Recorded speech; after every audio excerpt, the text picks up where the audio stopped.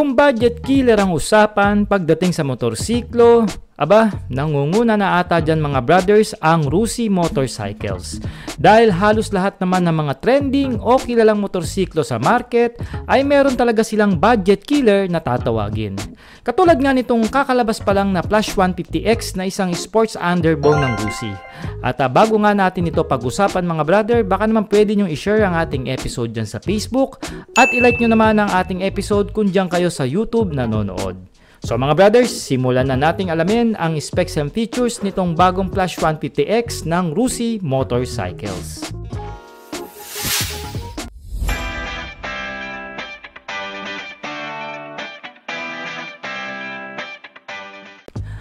Ang unang version ng Flash 150 ay isang single overhead cam na fuel injected na may presyo na 73,500 pesos.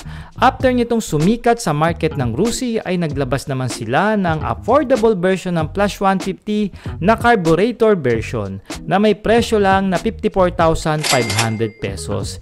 And right after nyan mga brothers kakalabas pa lang nila ay naglabas naman sila ng high-end version ng Flash 150 na may upgraded na makina katulad daw sa Honda Winner X150 na pwedeng ipantapat sa mga Japanese sports underbone. At ang makina naman talaga ang pinaka main changes sa motor na ito. Pero bago natin alamin yan, tignan muna natin ang mga minor changes sa bagong Flash 150X ng Rusi. Mas malaki ngayon ang tire size ng Flash 150X na may sukat na 90/80 dito sa harapan at 110/70 naman sa likuran na merong 17 inches gold cast wheel mags. At syempre pa, tubeless na rin ito para no hassle pag naplatan. In suspension system naman, ito ay suportado ng centered adjustable monoshock sa likod habang meron naman itong makapal na telescopic fork dito sa harapan. At sa preno naman mga brothers ay pinahihinto ito ng disc brake sa magkabilang gulong na motor na may setup na malaking disc brake rotor dito sa harapan na naka dual piston pot caliper. Habang meron itong agresibo na body design, hindi rin magpapahuli ang electronics ng bagong Flash 150X ng Rusi dahil fully LED function na ang mga ilaw nito na magmula sa headlight, taillight, turn signal lights at sa mahampayan ng sport-looking daytime running lights para mas kita kung gaano kasungit ang motor na ito.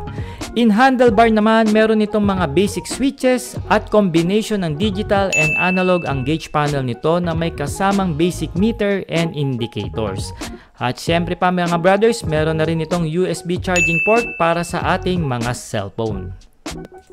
Ito na ata ang isa sa malakas na makina na nailabas ng Rusi dito sa ating merkado na may lakas ng kabayo ng 16.7 horsepower at 9,500 RPM habang kaya namang sumibat ng Flash 150X ng 14.5 Nm of torque at 8,000 RPM na kung pagbabasehan natin ang gaang ng motor na 118 kg lang na hindi lalayo sa timbang na Sniper 155 ng Yamaha ay siguradong hindi rin ito magpapahuli sa takbuhan. Meron nga itong 149cc single cylinder na 4 ang valvula na naka-twin cam ang setup ng valves at isa na nga rin ito sa nagpalakas dito kay Flash 150X. At hindi lang yan mga brothers, mataas rin ang compression ratio ng makina na umaabot sa 11.3:1 kaya naman naka-liquid cooling na rin ang engine nito na merong 6-speed manual transmission. Kaya saan ka pa? 5.3 liters fuel tank ang capacity nito na kayang maka 45 to 50 km per liter in fuel consumption ayon sa claim ng company. Alam nyo, kaya ito ay tinawag na budget killer sa mundo ng sports underbone dahil sa presyo niya lang na 75,000 pesos in cash price.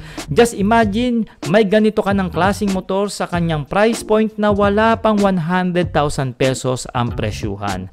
At sa down payment naman, meron lang itong 4,000 pesos at kung kukunin mo to sa 3 taon, meron ka lang monthly na 3,400 pesos. Kaya mga brothers, kung nagustuhan nyo ang bagong sports underbone ng Rusi, ito ang Flash 150X, mag-comment naman kayo ng yes. At sino-sino ba dito ang naghihintay ng ating full walk-around review, mag-comment naman kayo mga brad ng present. So mga brothers, paano? Maraming salamat sa pagsama nyo sa ating Moto Features. Until next time, ride safe and cheers!